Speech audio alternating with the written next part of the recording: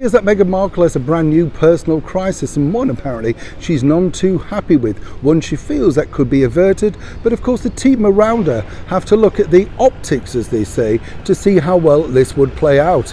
As ever, let me explain.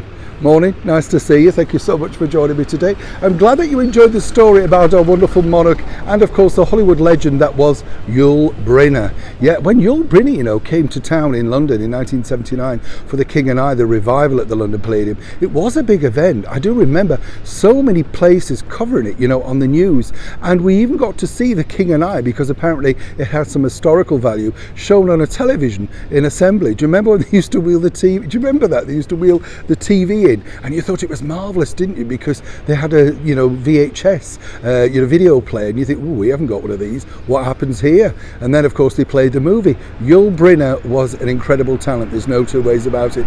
Nice to know of course that he and Her Majesty the Queen got on so well, and he was able to provide something of a service. Take a look at the video as ever, they're all up there, all for free whenever you're ready. Back as ever to your breaking royal story of the day.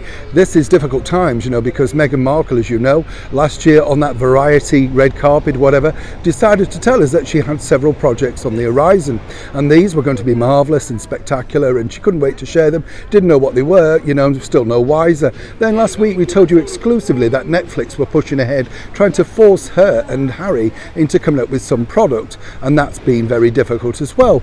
Also, she's been circling Paramount streaming in the hope of getting Pearl to have something of a shine on it. So far, no news on that. But you see, the problem for Meghan is truly this. She was hoping to do her launch in early March, less than 3 weeks away. And the bigger issue now is, of course, a similar thing happened to her when, of course, the sad demise of our wonderful monarch, Queen Elizabeth II. If you recall, just around that time, Meghan had to pause her podcast. I mean, she could have paused it forever when we found out, couldn't she, of course? But the bottom line is it would have looked in bad taste for her to plough ahead with a podcast at that such delicate time. And now Meghan's advisors, which are part of the William Morris Endeavour Agency, are basically saying, the situation is this. You can't really go ahead. It would look bad if you're promoting some celebrity kind of thing, whether it be a brand new, programme, docuseries, whatever she truly has planned. It just doesn't look good in the wake, of course, of the recent health news regarding His Majesty the King, King Charles III.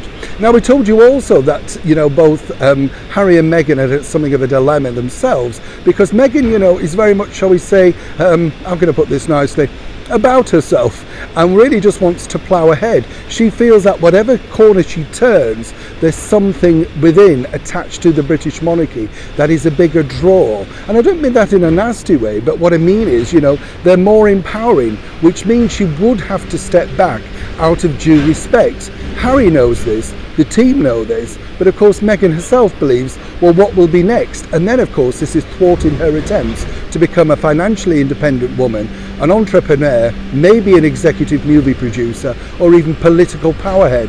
Whatever you want to call it, Meghan feels now that she's tightly constrained by whatever royal news will come out and of course derail her own personal plans. Now, it's a battle literally being played out across some kind of board table over at the very much diminished Archwell Studios. Who do you think is going to win? Neil Sean in the very heart of London.